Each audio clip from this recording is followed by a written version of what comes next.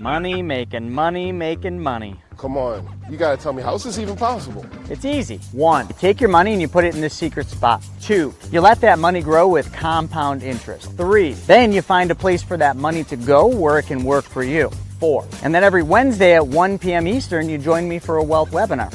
I'll do it. It's free. Plus, if you join me now, you'll get my free ebook that teaches you to get all the money back for every car you buy, drive, and own. So take advantage of this opportunity and I'll see you there. Hey, are you ready to take control of your financial future? Welcome to Private Money Club. Private Money Club is the ultimate online platform connecting real estate entrepreneurs with private money lenders just like you. Whether you're looking to fund your next deal or lend money to grow your wealth, Private Money Club is your go-to resource. You can post deals, find funding, connect with other like-minded professionals. It's just a community. It's a community that you need to plug into. If you're new to the game, no problem. Our Learn platform and our weekly coaching webinars and our on-demand resources are here to guide you every step of the way. Join a thriving network of real estate experts who are already making an impact, and they're waiting to partner with you. So Private Money Club gives you the tools, the training, the connections, and everything you need to achieve your financial goals. So why don't you start now by going to privatemoneyclub.com. We'll see you inside. Hey, you need to become your own bank. And it's as simple as changing one thing, and that is where your money goes first. I mean, think about it. Household debts in this country are at all-time highs. You got tons of market volatility. You got the potential for Social Security running out of money. You've got global uncertainty, political divide, and you have to figure out where you're going to put your hard-earned savings. I mean, this is one of those times in history where the rich are getting richer, and it is time to learn the secrets of the wealthy. But here's the good news. Every single Wednesday at 1 p.m. Eastern Standard Time, I put on a free webinar where I teach you how to take back control of your money by teaching you how to become your own bank. So click the link below and let's get started. So let's go into the app, because the app was created after a dating site, believe it or not. So people with money and people that need money. Phone, swipe left. Swipe left. Ooh, I like that one. Swipe right. You want to go on. If you got money, you want to swipe left through all the deals. When you find one you like, boom, you're connected. How much more difficult does this really need to be? This isn't rocket science. They want you to think it is because they want control of your money. It is time to take back control of our money. I want to invite you to a free interactive webinar that we're doing to teach you how to get prepared for what's about to happen and how you can grow, preserve, and protect your wealth and get it ready for a recession or maybe the next Great Depression. So all I need you to do is click the link below. You're not going to want to miss this with all this stuff going on. Are you sick of having your money lying around not doing anything? Well, we've got the solution for you. PrivateMoneyClub.com. Back to you, Chris. So that's what it is. Private Money Club was created for you and for all of us. So I've got something special. Since you're here, you're listening to us talk to you about the infinite banking concept, I wanted to make an offer. Private Money Club is something that will benefit each of you, but we've got what's called the Accelerator. The Private Money Club Accelerator is a coaching program that takes together the knowledge that you'll need to be your own bank and puts it together with the opportunities in Private Money Club so that now you learn and apply the knowledge. Check it out. We got a very special offer for you to be part of the next Accelerator coaching program and get you into Private Money Club so your money starts working for you. Hey everybody, it's Buff Finance Guy here, ready to show you how to make some serious gains. But not only in the gym, with your wallet too.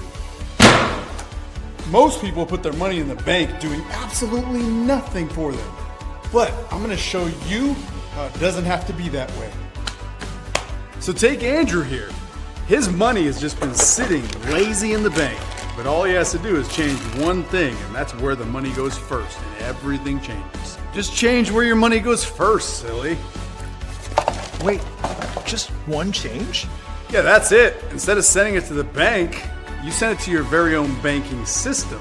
Your money can grow and get stronger, just like me.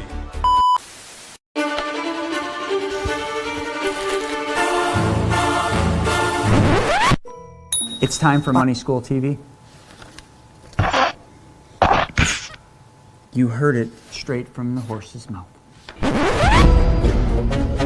He's been on the fence to come to PMC Money Take. I'm telling you right now, you're missing out on a treat. This is the ultimate watering hole for lenders and borrowers. If you've got decent deals, you'll find the funding for it. The networking here has been fantastic. Absolutely phenomenal. Tremendously beneficial. Oh my gosh, so many people to network with. First day, I probably met 5 or 6 people. They show me ideas, I show them ideas. We're actually on stage about 20 minutes ago, and since then, I've already had about 20 people reach out. There are several people that I'll probably will be doing business with. I have like 15 private lenders ready to fund my deals. The people here are amazing and so welcoming. You walk in, everyone greets you right away. No one is a stranger. It's just an amazing and comfortable place to be. There's so much stuff that I've been able to learn that I didn't know. I've had aha moments over and over again. They talked about normal rates of return, not 6%, we're talking about 10%, but in a way that's ethically sound and stable.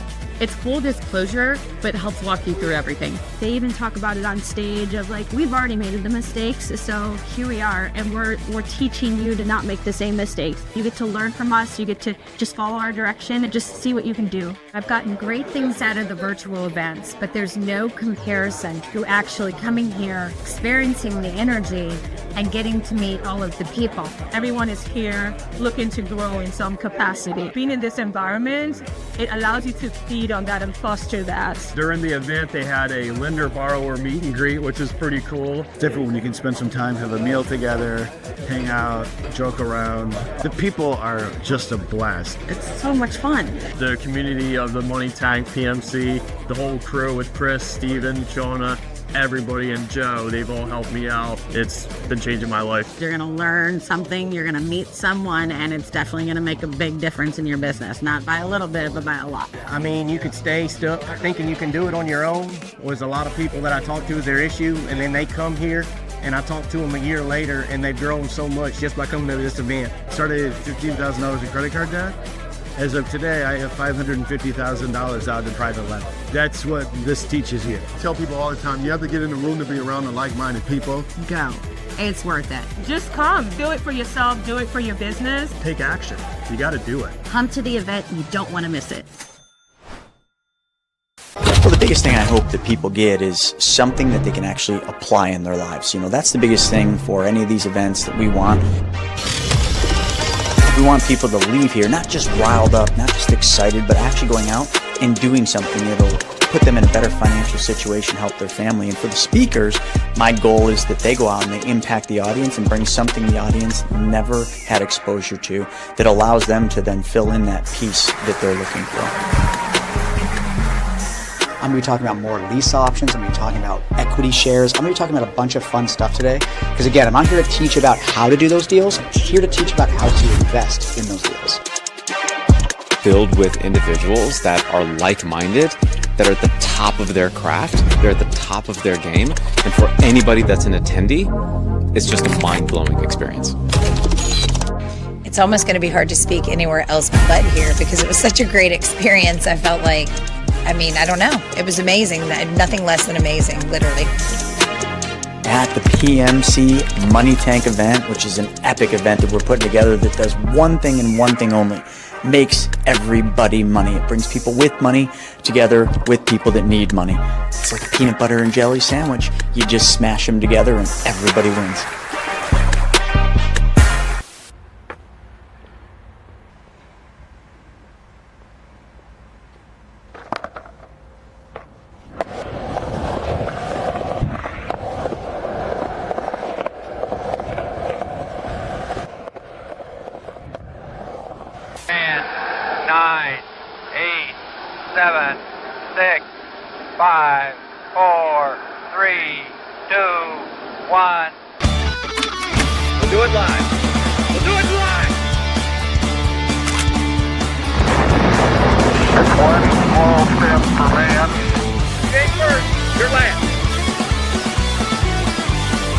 Wednesday, 5:30, 10:30 Eastern Standard Time. Going live! All right, here we are. Another week, another What the F happened. And I'm joined by Mr. Snaggy in the house coming in from Florida and Mr. St. James back in the studios. Yeah, lots going on, right? Can't ignore it. That's all I can say. You know, with social media, with the news, with everything we're surrounded by, I have been freaking trying to ignore all the noise, and it's tough, isn't it? Because if I'm struggling, I know you're struggling. And what we're going to do today is we're not going to struggle at all. We're just going to dive into the news. Before we get into that, Stephen, what's happening down in Florida?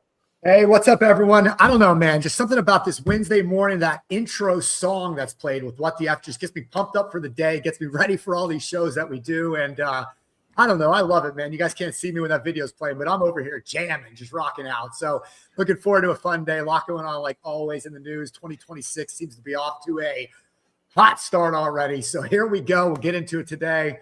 But what's up, St. James? Hey, what's going on, guys? And what's going on to everybody out there in WTF?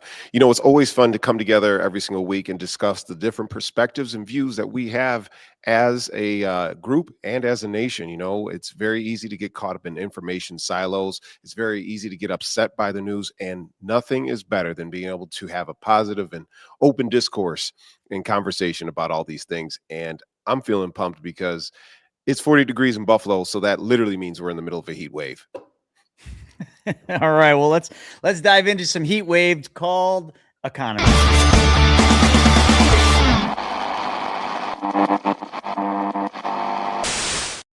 So for those of you that are new to this show, this is What the F, okay? And I think you know what the F stands for. And what we do is we rant, we rave, and we will argue. I promise you, we will argue about what's going on in the news, and where we get our information may differ slightly from where a lot of you might kind of typically get your information. Now, we get it from mainstream media. I mean, yes, we look at CNN, we look at CNBC, we look at Fox News. We kind of get a little bit of a perspective of all those, but we also go into some white papers that we subscribe to from economists across the country that are giving their different perspectives on things like metals, precious metals, what's going on, why is gold and silver so high, and then also a lot on what does the Trump administration do, what's happening on tariff forefront, what's going on in the economy. And some of these things are really important, and the rest of them, well, they're just noise. And we try to cut through some of that noise on this show, but let's dive into something that every year makes a lot of noise, and that's the World Economic Forum. Circus Forum, one of those two. But it's where all the global leaders, including 60 heads of state, they decide to get in their jets. Oh, actually, they're the ones talking about climate change and how bad all the pollution and everything is. But 60 of them get in their individual planes, which probably each hold 20 to 40 people, but there's only one or two in each plane. And they fly down to Davos. Gosh, now listen to me. I'm talking anyway. I fly on jets. Who can I say that? I mean, but yeah, that's what they do. January 19th to the 23rd. And they talk about all sorts of issues. And I want to dive into some of these issues because some of them do actually make a difference in our lives. Because some of the stuff they talk about is just noise, you know, and all this stuff. But when it comes to AI, when it comes to all the data centers, when it comes to tariffs, capital flows, industrial policy, I will say, these things do matter to us. So let's dive into that. Stephen, James, do you guys want to kick this topic off and talk a little bit about what some of these policy shifts could be that happen over there in Davos? Yeah. Hey, James, I'll let you get into it. Let me just do a quick, just kind of a recap of where we're at right now with it. So Davos 2026 coming out of CNBC this morning. Tariffs and AI's downside pose top global risk for business. World Economic Forum says the World Economic Forum is out with its 2026 Global Risks Report on Wednesday. The report captures a shifting landscape where geoeconomic confrontation leaps to the top spot on the list of business worries over the next 2 years. The issue that is soared higher and faster than any other in the survey is the potential for adverse outcomes of artificial intelligence. So everything that a lot of people are so pumped up and excited about, they're warning might be some of the issues that we face over the next couple of years. But dive into it, James. What do we got? Well, James, before you do that, just on that, you know, I know everybody's always looking for a good book to read, right? And they're always looking for different things to learn about stuff. AI is a relatively newer thing, but it's happening at light lightning fast speeds. I mean, it's literally taking over, and what they're talking about are the real risks. And Elon Musk has been kind of waving the flag on these risks about if artificial intelligence, AI, becomes smarter than humans, and we ask AI to, increase productivity and sales of paper clips, AI might see us as the threat because we humans are taking the resources needed to build more paper clips. And we all saw Terminator, so you can kind of see where they're going with this. These are kind of, you think this is like Star Wars or, Return of the Jedi shit. This is like real stuff. The risks are very real, and in the wrong hands, they get out of control. And, I think the book I'm recommending, I just started reading it. I have not finished the book, but it's about OpenAI, DeepSeek, and some of the others, and involves a lot of this info. If you really want to get behind the scenes on AI, on the risks, on where we're at and where we could be in a very short period of time. That's the thing. Like, and I love the Terminators up there. When we think about this, we're like, I'll be long gone. No, you won't. I don't care if you're 89 years old, you're going to be around to see the show. And it's probably not going to be a good one if we don't take proper measures, which you're talking about. But the book is called Empire of AI. Empire of AI by Karen H.A.O., who's a journalist and a reporter. But anyway, James, I rained on your parade. I just always like giving a good book. So Empire of AI is the name of the book. James, take it from there. Absolutely. So Davos is, again, the World Economic Forum. It's where Klaus Schwab famously said, in the future, people will basically own nothing and be happy with it. And some people say it's basically the big conglomeration of evil from all around the world. But a big question is this: Trump is going to be flying over there. And as this is an economic forum and they've been pushing for globalization, how is Trump going to be able to fit in now that he's pushing for more and more tariffs? Is he going to be able to come in as the brash bull that he's done in the past and basically bully all these other people around? Are they going to try to be more sympathetic and say, hey, yeah, right. Are you going to be not going to do that? Hey, man, can you calm down? Are they going to cater to his ego? There's going to be a lot of open-ended questions. And for those people who are watching at home and saying, you know what, this is so far above my head, it's never going to affect me. Well, remember, what goes down in Davos trickles down eventually everywhere, all across the entire world. And this is what people say is the beta test for the world's economy. They were talking about AI a year and 2 years ago, and look how that's rippled effect has happened here in America to this day, where certain people and certain jobs have been completely eliminated. So it's good to pay attention. It's also good not to worry, and it's also good to make sure that you have your priorities in order and saying, hey, look, this AI stuff, I'm going to know about it, but I'm not going to let it take away my particular job or my positions. I'm going to ask AI a question. I'm going to ask AI, was the movie Terminator real or based on a future we are headed to? Now, the thing I screwed up in this prompt to AI is I didn't prompt AI to be the person it needs to be to answer this. So it says it's fiction, but parts of its premise are directionally relevant to real trends. Ooh. It's not Absolutely. a prediction, and it's not on a deterministic path to the future, but it does exaggerate risks that serious technologists, economists, and policymakers actively discuss. Crazy, right? Absolutely. What it got right, I'm not even going to go into this, but you guys can do your own searches and see what it says. Yeah. What's interesting is that Davos predicted that by 2030, 1 in 4 jobs would be changed due to AI. The question is how. And I mean, I think it's actually every single job, because if you have an email that has a summary, that summary is done by AI. So I'm willing to say it's more than 1 in 4. I'm willing to say that it's more like 1 in 2. So that's going to be very interesting, but they're going to be focusing on a lot more things than just that. Where is manufacturing going to be happening, and where do they want to start consolidating the power? Remember, these are not just government leaders that are going to be showing up there. It is also going to be the heads of industry. So you're going to be seeing the heads of ExxonMobil, where there's going to be the heads of all of the major tech companies. I'm sure Jeff Bezos is going to be there flying in on his private jet as well. So the question becomes, what are they looking to get out from all of this? And how can we take advantage of this as a consumer? It seems to me like Davos is really just an effort to consolidate power, create a central system, create a central government, whether or not that's going to happen. I mean, the big guy, the big orange guy, as they like to call him, will go there and I'm sure raise havoc and, probably get pissed off and leave. Who knows? It'll be interesting to see what happens, but he's definitely not going to go there and just be like, hey guys, I'm ready to just be nice today. I don't think that's going to be the case. Steven, what's your take? Yeah, I mean, I think you're dead on. It's kind of the question of, are we better off as one people, one world, one control, one everything, and everybody's together? There's a Prime or Apple TV or whatever show that came out about that called what is it called? Premius or something like that.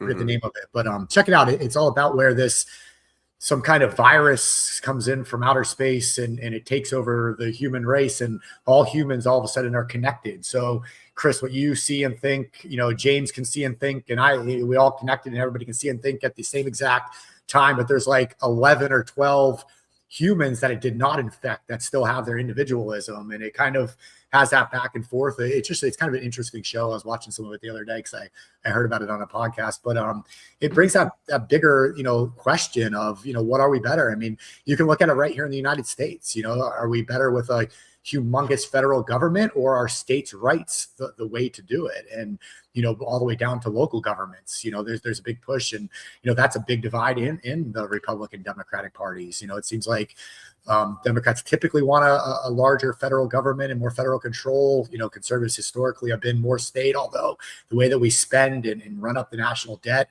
it seems like we're the same person on both sides of the coin these days. But at the end of the day, pluribus. Thanks for whoever shared that right there. That was the show. But yeah, it's an interesting conversation. But I think you're right. I think that's what Davos is all about, is how to make that central control, worldwide control, and what that looks like. And at the end of the day, it seems like you just get the worst players in the world that are there. And agreed with that.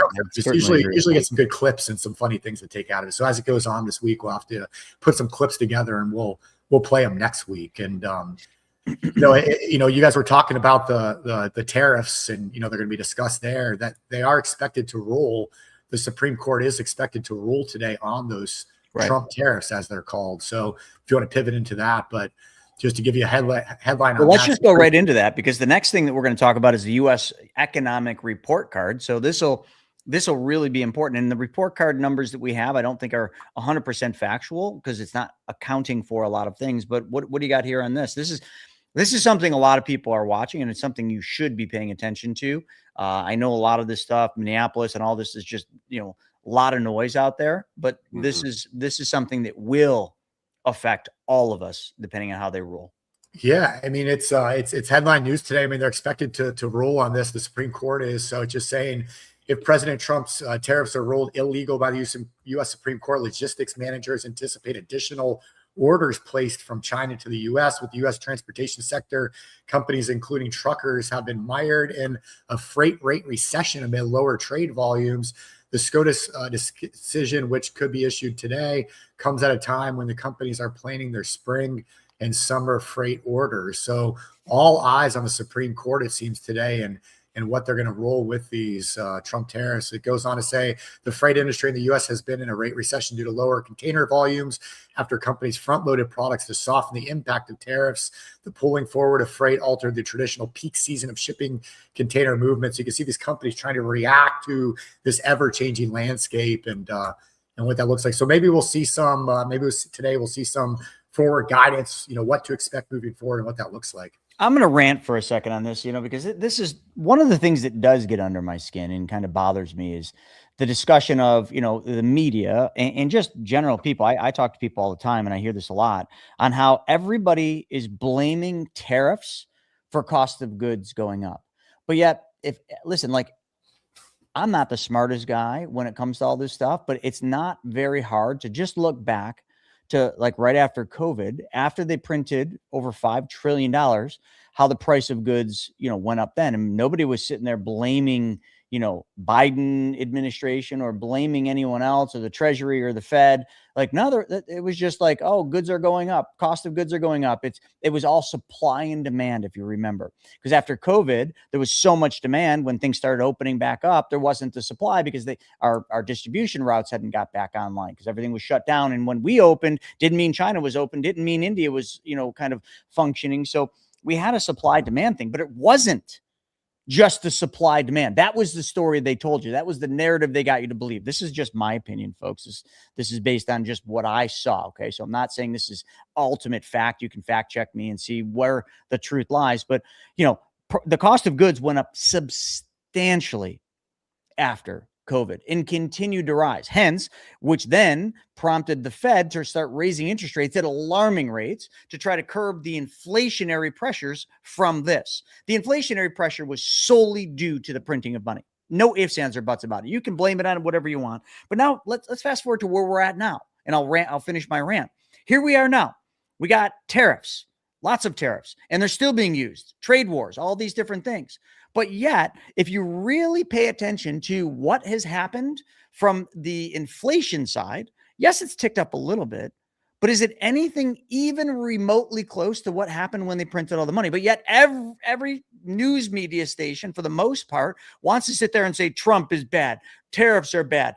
Listen, tariffs, in my general opinion, and I've done more research than probably 90% of the people that are on here on tariffs, and James knows this. I had stacks of shit that I was studying on tariffs because I wanted to understand, when have tariffs been used in the past? How was that perceived and used, and what was the outcome?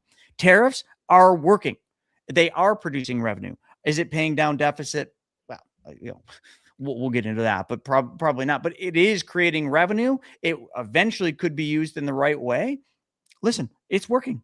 So I think the Supreme Court, I have to believe that the Supreme Court is going to look at that and use that as part of their decision here in terms of what to do. So now listen, I know not all of you are going to agree with me on that, and that's okay if we agree to disagree. But James, what's your take on this? Because I know we don't see eye to eye on this whole thing. There's a high degree of pushback that I have on that. The first part is that Trump enacted the tariffs under an emergency legislation act. It wasn't meant to be for anything long-standing. And if you are going to essentially levy a tariff or tax onto the American people, it has to be done through Congress. So again, this is somebody who abused the amount of power that he had, put these tariffs onto a wide swath of goods, some goods that cannot be even produced in the United States, goods and services. We're looking at bananas, pineapples, avocados, and we're putting tariffs on countries that don't even have people inside of them in some cases. So how does that all make sense? And it was taking a sledgehammer to an operation that needed a scalpel. And because it wasn't well thought out, because it didn't go through the necessary channels, it is very hard to say that, tariffs are working other than the fact that it collected money. Well, if I put a tax on everything, if I put a tax on all of the paper clips in America, does that functionally work? Yes, because people are still going to buy the goods, and it's going to generate income that could be, saved by the U.S. government. But then where does we say that it's working? Is it working because now it's going to pay down debt? And that's where we agree on is that, yes, where is that money going to actually go to? But when you campaign that you are going to lower prices, when you campaign that you're going to bring back more jobs to America, when you campaign that you have this bag of magic beans that are going to solve all of America's woes, but then you have something that actually introduces more prices and causes private industry to actually have to raise prices to cover local manufacturing, then I think we've been sold a bad set of goods, because manufacturing jobs in the United States has actually gone down, and it's been compounded by the advent of AI as well, like we were saying. So we're basically paying more and getting less returns in compensation for that. And U.S. manufacturing, we all know this is as a fact, costs more than the global level of manufacturing in other countries throughout Asia, throughout the African continent. So we have to take this complex equation and look at it piece by piece and say, this is where things are going right, this is where things are going wrong, and understanding that the world does not operate in black and white, but instead flourishes in a huge shade of gray. I disagree with most of what you said, but that doesn't really matter, and we don't have time to get into that here. But listen, like everybody can have their own opinion. I'm of the opinion that the tariffs are a good thing. That the tariffs, yes, there's a little bit of short-term pain. Listen, like I love this, and a lot of what you said, it's kind of like Trump came in, making these promises, bringing more jobs here, bringing make America great again, bringing industry back to the U.S. And here we are. We're not even well, you could almost say he's 1 full year in office. And you're like, oh, well, nothing has changed. It's just the same as it was. Like, bag of lies. It's been 1 fucking year of a 4-year term. Like, what did Biden do in 4 fucking years? Like, what did he do? Like, he did a few things. We've talked about that. I know, but what did he do? Oh, we're going to go green. We're going to spend all this money, the Green New Deal or the Inflation Reduction Act, but did nothing to it. The CHIPS Act, which was started and it's being continued. Bullshit, like it was. Like, listen, that was literally manufacturing. That was literally manufacturing. But let's look at this. Okay, we're going to talk about in history. Well, let's look at this though. What we have now is not the ultimate thing, but a much better scenario than we were in the prior 4 years. That's my take on it. We had job growth under Biden. We had well over, even if you talk in terms of the adjustments that were brought up by the Bureau of Labor and Statistics, which you guys pointed out that they needed to be adjusted under Biden. The amount of job growth that he had over his 4 years, even if you break it down per year, and you include that there were some erroneous, if you cut it in half, they can't lie about half of the jobs. They did. Biden, but they did fucking lie about half the jobs.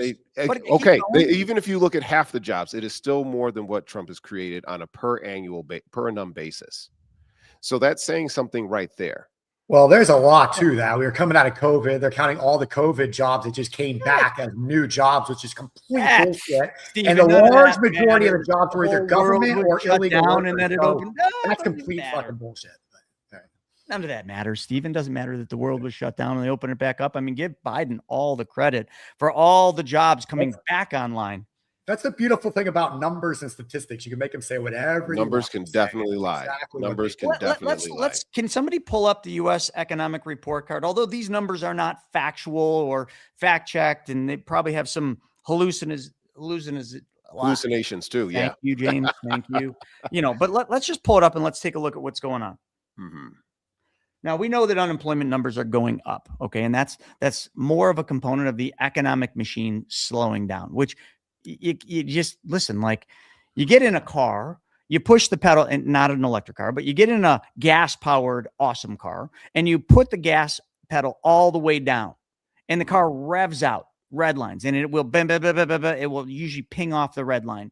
How long does the car do that before the engine overheats and blows up? That's the question, right? How long does that happen for that? Well, when you look at the economy, when you look at the economic machine in Wall Street, like we've been redlining this son of a bitch for far too long. It has to blow up. It go down. All right, let's get into this. I like your allegory, though, just really quickly, because when you do drop the hammer on a car, there's something called a governor that prevents it from blowing over, which is what government regulation, governor. All right. That's what happens. The old cars don't have that. That's what makes them fun. Okay. Hence the Widowmaker. So that's just something to keep in mind. All right. I mean, yes, things can definitely go off the rails, but there has to be some level of buffers, and whoever sets up those buffers is very important. We're going to be talking about that in a later article. What do we got here? What are some of our rough numbers? Well, I mean, unemployment numbers rose from this is from 24 to 25, rose from 4.1 to 4.6. So job growth is slowing materially. Okay. Then next, inflation stickier is still near 3%. So even in light of the news and CNN saying that tariffs are going to drive inflation higher and much higher, like it has barely moved. It has barely moved. So my point, like, would prove to be properly stated about tariffs not being inflationary, or at least to the extent that the news media wanted to put everybody in panic about tariffs about. And I'm going to make a prediction. The Supreme Court's going to rule in favor of Trump's tariffs. That's mine. And, if you don't believe that, Brandon from our office, who's a bit of a data nerd, had put in all the laws of why he was able to do that. But that's just my prediction. I could be wrong. Okay. Fair. All right. What else do we got, James? Oh, well, with the economic data, let's see here. So we talked about jobs growth. We talked about same stuff, different president.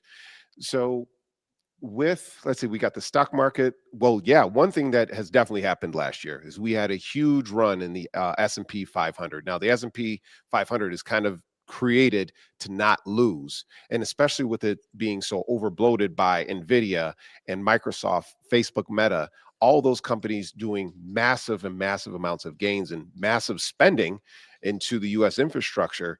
It kind of overweighs what is the fundamentals of the stock market. So I can't really say that this is a great metric to measure the government by. We know that this current administration is quote unquote kind of corporate heavy, corporate friendly, where he's willing to kind of look the other way and let the businesses and corporations do what they want to do. We also know that Democrats historically are against crypto. They're against, just letting the market do what it can. And I think it's just one of those pendulums that have to swing back and forth. Ease up on the reins a little bit and let the market do what it will, and then rein it in when it starts to go out of control. I mean, when you look at some of the things that these data centers, the level of environmental impact that they have in terms of consuming fresh water, energy, and everything else, like it's almost unfathomable to just an individual human. So I think that's something that's pretty sincere. That book Empire of AI talks a lot about that. Exactly. Very big concern, but you're not going to stop it. Yeah. It's at this point, there's too much money that's going on with that. But I think one of the things that we were talking about earlier that you kind of glazed over is let's talk about debt. And I just asked AI, I asked Terminator, or Skynet, whatever you want to call it. I asked it is whether tariff revenue has reduced U.S. deficit. So when you look at the U.S. deficit, it's rose $2.2 trillion under both Biden and also Trump. Somebody earlier was saying, that Trump's spending more money and deficits are going up, which I agree. And, when we got into Doge and all those different things where we were really supposed to be focusing on paying down deficit, I guess there's the clock. So let's just see. Tariff revenue collections have risen sharply under recent policy changes, with annual receipts more than doubling compared to the prior year, surpassing $100 billion in fiscal year 2025, the first time on record in recent data. In some months, such as April and June, tariff collections helped produce temporary budget surpluses or reductions in the pace. Okay, so this is a key word, in the pace of the deficit growth. Tariffs have become a growing share of the federal revenue, increasing from around 2% historically up to 5%, a little less than 5% of total gross receipts. Let's see what else it says. Tariff revenue has not by itself eliminated the deficit. Mm-hmm. Long-term projections suggest tariffs could reduce future deficits. The CBO has estimated that elevated tariff revenue could reduce federal deficits by several $1 trillion over the next decade. Ouch. Early projections suggest up to $4 trillion in deficit reduction over 10 years, including lower interest. So here's the thing everybody needs to understand, just while we're on this topic of government spending. I don't care who's in office. Okay. I don't care if it's Obama. I don't care if it's Biden. I don't care if, Kennedy becomes the president or Trump. All of them, mark my words, all of them will increase deficit. You are not, because the way the system works, the way the voting system works, people vote for their paycheck. People vote for their pocketbook. So if a president runs on a premise that they're going to pay down deficit by truly how they could by taking things away from us, okay, the voting population, they're never going to get voted in. So therefore, just by the sheer nature of how voting works, you're never ever going to decrease the deficit. Now, I get it. Maybe $4 trillion. What's the deficit right now? 30 something trillion? Something ridiculous. Absolutely. So almost 39. So almost $40 trillion. So $4 trillion over 10 years is, it's like taking an eyedropper and dropping it into your swimming pool. Like, did it make a difference in your swimming pool? Did the water get warmer or colder from the eyedropper drop? No. But here's the only way, and this is history proving itself. The only way you take down deficits, the only way you move a country from the deficit that we're in now, from the debt we're in, to a better situation. It's GDP. Always has been, always will be. The only way to do it is to increase GDP. And to increase GDP, one thing that has to happen, you have to bring industry back to the U.S. You have to bring revenue producing industry back to the United States of America. Oil being one of them and several others. But that is the only way that we've ever in history been able to do that, or any nation has been able to do it. There's no other way. No other way. And there's no other country, just so everybody knows, doing it in a proper fashion. China, fucking shot. Like India going rampant with their debt. Like, so it's, we just look through a microscope, at the US because it's where we live. It's where we get our news. But like, if you open it to a global picture, like we're probably better off than a lot of countries when it comes to that standpoint. Yeah, and there's your summary. Showing, there's $1 billion. $1 billion is a lot, right? But then, check this out. Like $1 billion, that's the billion. Look at the trillion. Like this is incredible. So imagine almost 40 of those, and that's where we are. Well, just in the sake of time, let's push this thing to the next one, because there's a huge topic. You're going to start hearing us talking about it a lot more, not because I want to talk about it, but because just everybody wants to hear about it, and because on my YouTube videos, people love to just be experts and know everything. And like this morning, we were talking about real estate on one of the videos on YouTube that just posted. It's a fun video.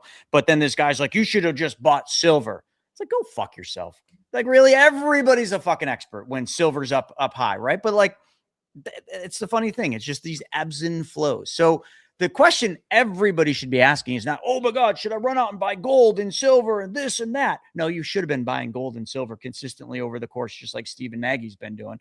But the whole point that you should be asking here is, why is silver going crazy? Why is gold at the levels? That's the real question I want to know. And that's the real question every one of you should be asking, because in that question is the answer to where we're going to be in a very probably short period of time from what I can see. Stephen, you're the expert in silver and precious metals. You've always been a huge component of this. Talk a little bit about gold and silver and what your opinion is as to why silver, where is it, over $90 an ounce? That's insane. It really is. We started last year at about $30 an ounce. So it's what, doubled, tripled since last year, which is just fascinating. Precious metals typically do not run like that, don't have that kind of volatility, especially when things seemingly seem good with the rest of the economy and stock market as well. So it's very, very, very interesting times. Why, Chris? I don't know if I can answer that question. To me, precious metals has always been one of those things, gold and silver. Hey, let me buy some regularly, monthly, just start stacking it, put it away, things like that. And over time, I just assume it's going to go up. It's kind of the hedge against, the dollar and that kind of currency. And, I've never been a huge fan of cryptocurrencies just because I don't fully understand and believe their use case completely. And so I've never gone the crypto route. So the alternative has always been traditional precious metals for me. And so, I've done it multiple ways. I've bought it bullion. I've bought collectibles. I've bought wearables, as I call them, when you can buy things like chains and jewelry and earrings and bracelets and watches at the cost of the precious metal, the melt cost. To me, that's a win. And they go up just the same as owning a little brick bar. So I decided, since everybody's talking about it, I'm going to teach a little section on our upcoming 3-day training event, which I will stream across the bottom of the screen if you guys want to grab a ticket for that. It's coming up in a couple weeks, Friday, Saturday, Sunday, January 30th, 31st, and February 1st. But I'm going to spend about 20 minutes or so just explaining how I've bought precious metals over the last 10 years, the sources directly I buy from personally. I'm going to share that stuff with you guys. If anyone wants to learn, I'll do that on the 3-day training. But to me, it's a great hedge, great place to put some savings, put some money away, and see what happens. You just happen to be running like crazy over this last year. Where it goes from today, I can't tell you that, Chris. You guys can probably. I got something here for you.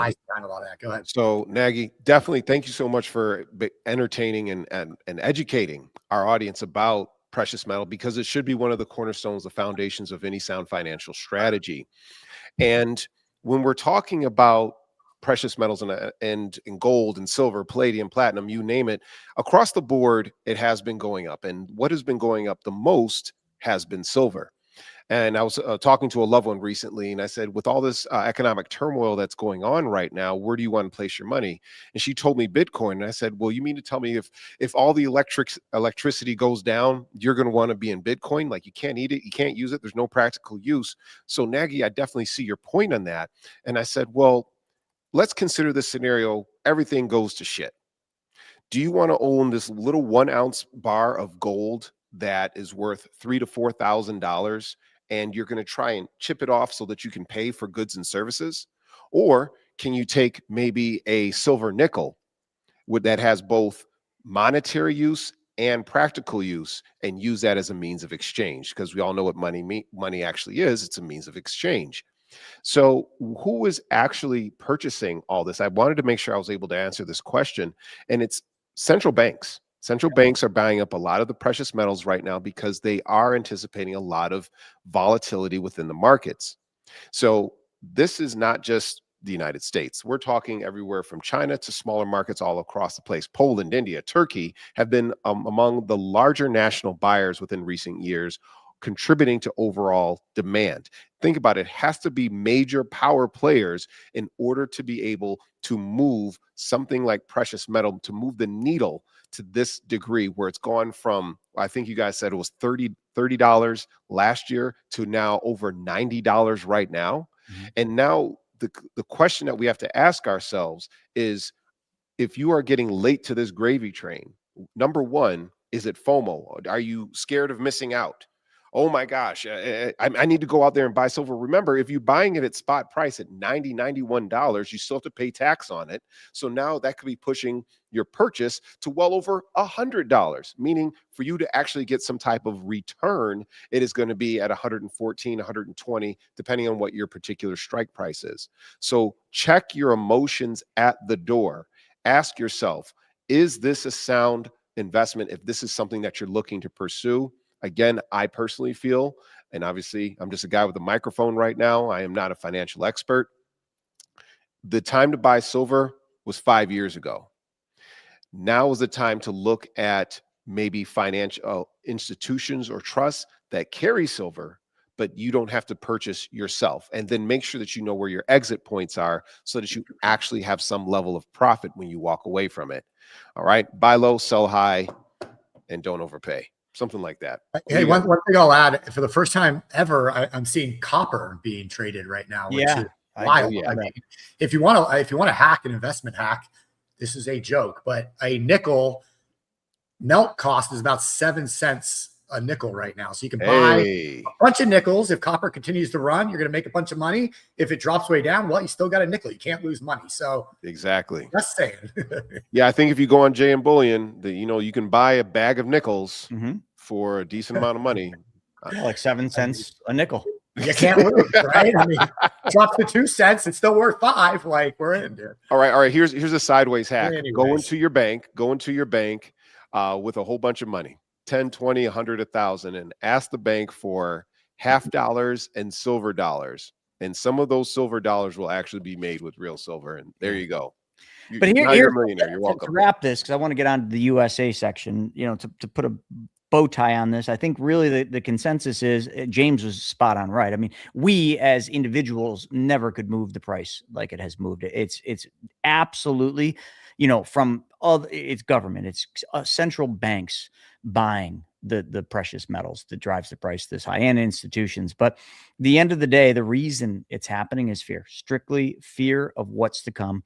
So I think that's the big telltale sign you have to be paying attention to. And still, even to this moment, and listen, I'm not patting myself on the back or giving myself any credit, but you've got financial advisors telling people to go deeper and deeper into risk and take on more risk assets and put money in the S&P. And you got these gurus all over social media. Oh, put money in the S&P. S&P's, a better place than putting money in those whole life policies. I mean, that's just completely, just not a proper, explanation of that. But like, these are just the things. This is like all these self-proclaimed experts out there. Really, at the end of the day, the thing you need to be looking at are the signs of what's going on, what you're seeing. Silver being a really good indicator, gold, having been a really good indicator in 2025. It's just, you got to understand how the markets work. There's signs, but obviously the markets still are resilient, but it's just when they're not, that's when you want to be ready. So you got to get ahead of it. You got to get planning done now and changes done now to get ready for what will happen, which will be an ultimate massive opportunity. But with that being said, I want to move on to WTF USA, and I want to bring up one thing that Brandon put in there after this. My fellow Americans.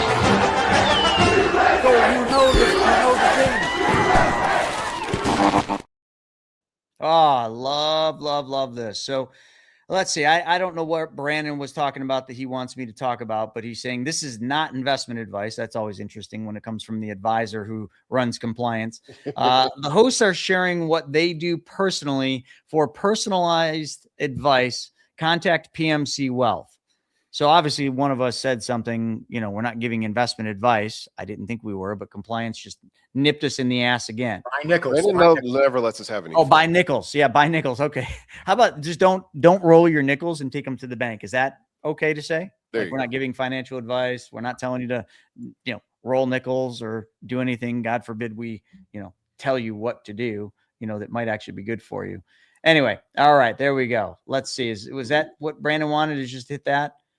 There you go. Yeah. One other thing he did say is, and I like this, and I'll just put it up on there, is he said, a huge thing going on right now is the U.S. has to maintain control of the petrodollar. If the petrodollar leaves U.S. currency, we lose absolute control of our economy. And that's an absolute fact. So that's why, listen, you can have your opinions on what the U.S. is doing in Venezuela, circumventing the oil tankers and all this. It's the same thing it's always been. Oil, okay? Resources. That's always what it is. Go ahead, Stephen.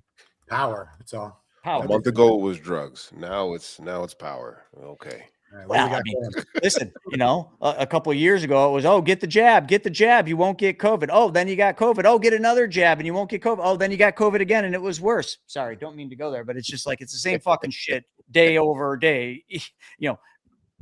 Anyway, politician over politician. So here we go. Trump raising his big fist again, saying he's going to end corporate home buying. We've been covering this for a while with BlackRock, Blackstone, the iBuyers or whatever you want to call them, institutional buyers buying up homes, driving real estate to the price. Now he's putting his foot down in a couple ways. This isn't just, trying to stop the BlackRocks of the world from gobbling up individual homes, raising prices, but he's also trying to cap credit cards, which I think that's going to be a big fight for him. But, anyone want to take a stab at this one with the large corporate investors? Do you think this is right? Do you think he's in his right in kind of trying to curb these institutional buyers from doing what they're doing? I mean, what you think? I really feel that this is just him trying to grab a headline. Number one, these guys donated a tremendous amount of money to Trump over his campaign. He knows that there are enough fiscal loopholes and regulatory loopholes that they'll be able to make a subsidiary corporation and be able to say, well, it's not BlackRock, it's not Blackstone, it's not any of these huge rental corporations. It's this pool of independent investors who are going to buy these single family homes, and they're going to limit their portfolio to only 50 doors or something of that nature. And then they're just going to be the overarching holding company of all these smaller corporations. So it's something to make the American people feel good. But in actuality, it's not going to go through. BlackRock, Blackstone, and other corporations out there, these other large entities, their money is too deep within Washington to let something like this pass without major loopholes coming through that they can just hop right in through. Okay. Stephen, anything you want to put on that? Yeah, I'm not a fan of government trying to control things like me neither. Property. I hate it. I hate it. Let the market. Yeah, it's not. But at the same time, though, these corporations, if you're a fan of the market is one of the driving forces, not the only one. We can talk about that a little bit further.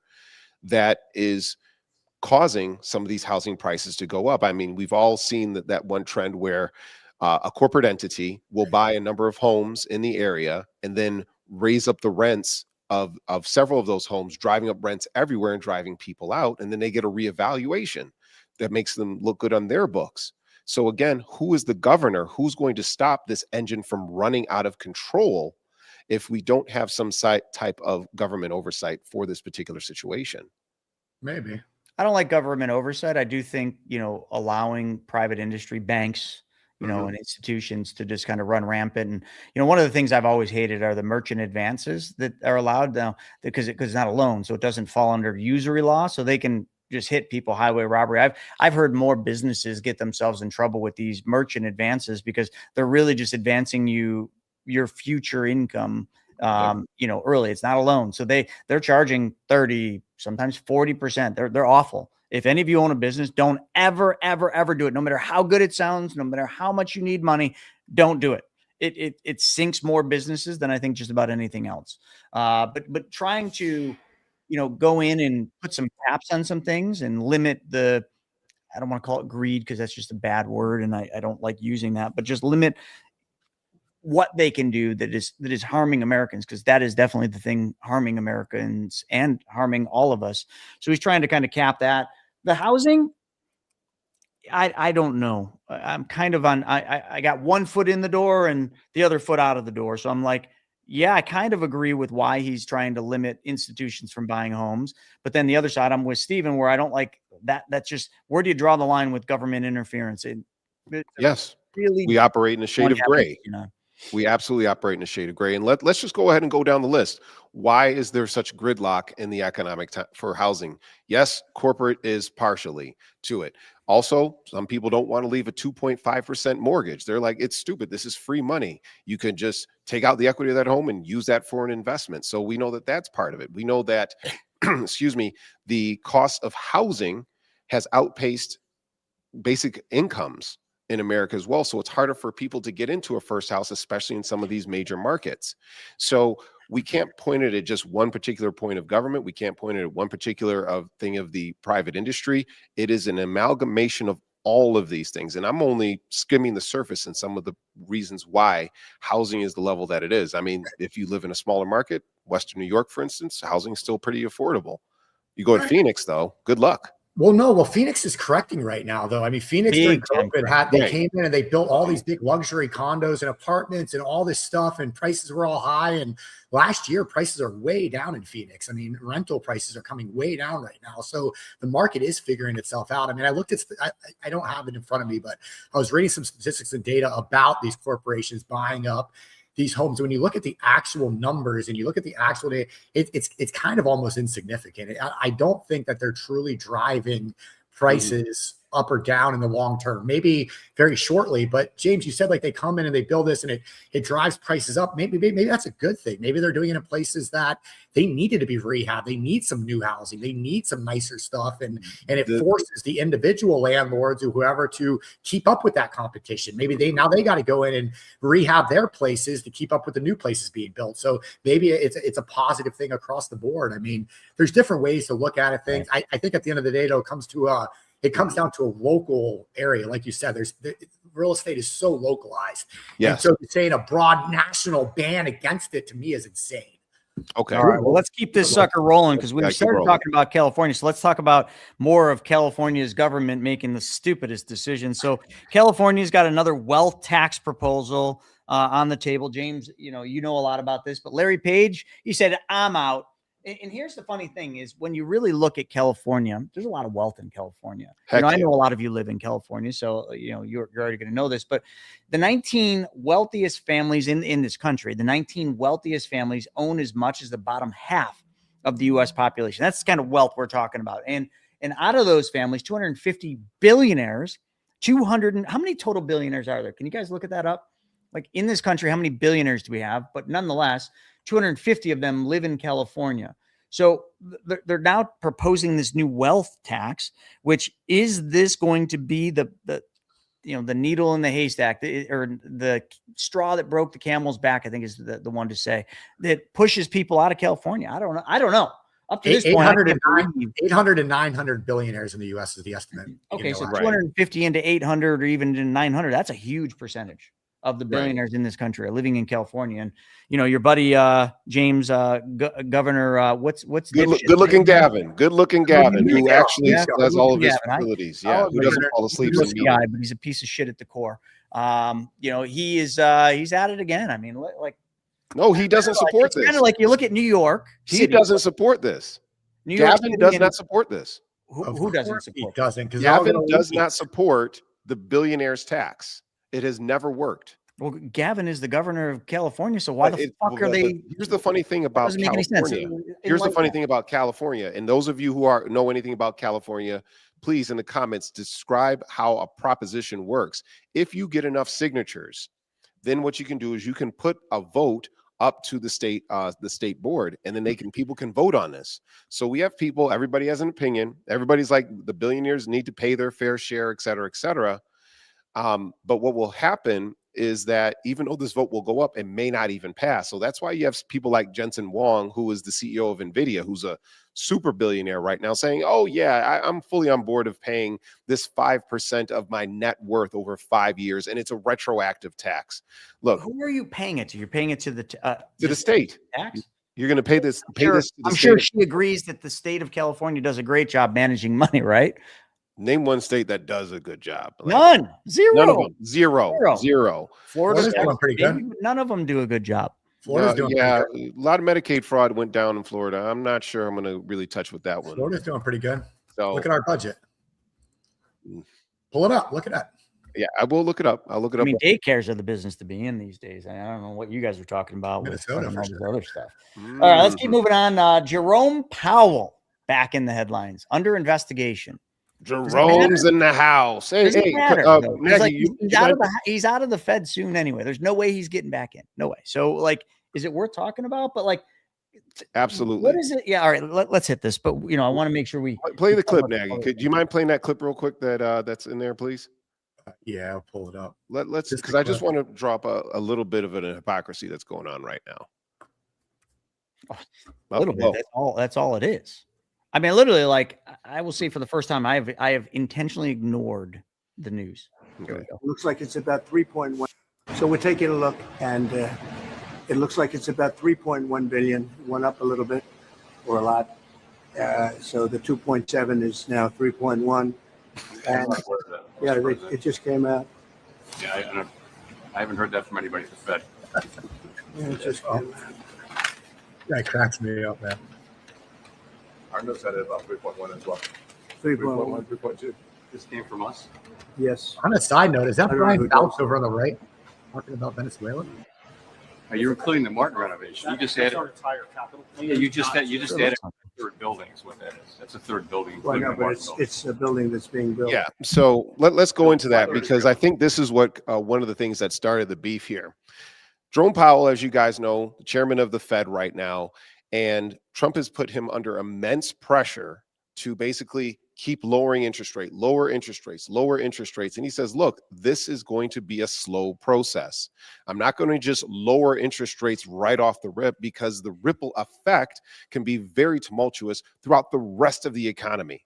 All right, we're talking about the world's #1 economy in the United States. It cannot afford to fall. And now what we're seeing from here is there's a quote unquote government overrun on this building that's being built for the Fed, and Trump's like, nope, you didn't do this. You're basically you have gone way over budget, and I'm going to bring you up on charges for that.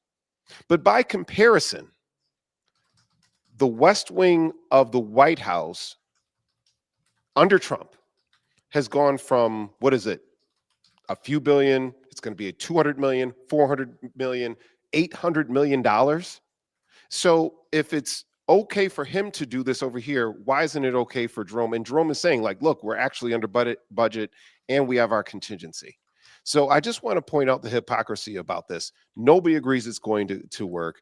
Nobody agrees that that Jerome Powell should continue to lower interest rates. There may be one more quarter point going on before the springtime. But the ripple effect in terms of controlling inflation is way too high. And if you want examples of what happens when the Fed does not have an independent sovereignty outside of government, look at Hungary, look at Argentina, look at Venezuela, okay, look at Turkey. All of those times where the central government got involved with the central bank, it has led to massive inflation, and it has been a ripple effect that has affected their economy for years. Come on, Chris. That's kind of a silly comparison. But first why off, is that a silly comparison? Well, one, it's all private money building the White House additions. I mean, one, it's all private money. It has nothing to do with taxpayer money. The Federal Reserve is a complete and total corrupt organization. But at its foundation, though, Steve, at its foundation, what has happened when the Fed, when government has gotten involved with the Federal Reserve in those examples where I talked about? Do you have an example where that hasn't led to massive inflation? Well, they have nothing to do with the United States of America and the Federal Reserve of the U.S. I mean, Look at the U.S. before the Federal Reserve. If you want to talk about comparisons. No. We're talking about now. We're talking about right now. What happens if you drop interest rates too quickly? What will happen? It can be highly inflationary. I mean, whether you raise them or drop them, it has severe consequences. We're talking about raw numbers right here. We've just seen that Trump lied to the people's face about a budget overrun, and he's held a grudge about that. He's held a grudge to Jerome Powell about not lowering interest rates quickly enough. So when we're taking all this into consideration, and when every person on both sides of the aisle are saying, look, don't do this, don't lower rates, and this is a witch hunt, how could anybody be sympathetic to this particular premise? Like I say this all the time, don't pee on my head and tell me that it's rain. Then in this case, it's a double-edged sword, James. And I know a lot about this. We're going to run out of time, and I don't want to go too deep into this. It's a double-edged sword. So on one side of the aisle, like you're saying, if you drop interest rates too much, it's going to be inflationary. It's going to have the effect. I mean, but if you're Donald Trump or any politician trying to get votes, trying to, do what's right, you're trying to keep the economy propped up artificially. I mean, the economy's been on a tear, and by keeping rates low, you do artificially stimulate, if you will, the economy. And would it be good for real estate investors? Very good. Would it be good for most Americans? Probably. But would it be good for the United States, in its entirety? No. If you run in my opinion, I think dropping rates too quickly is more dangerous than just holding them where they're at. Because like our rates right now, although they feel super high, they feel high because we are used to a false fake world that should have never existed in the first place. That was driven by a freaking virus, think it's real or not, and all the shit that went with that and the shutdowns. So where we're at now is about the norm. Like mortgage rates are just peaking down somewhere below 6. I mean, this is the norm. This is actually probably the comfort zone, right, of where we should remain, which is why both sides of the aisle are saying don't drop rates, but Trump's pushing to drop rates because that could help keep the economy stable, but it may not.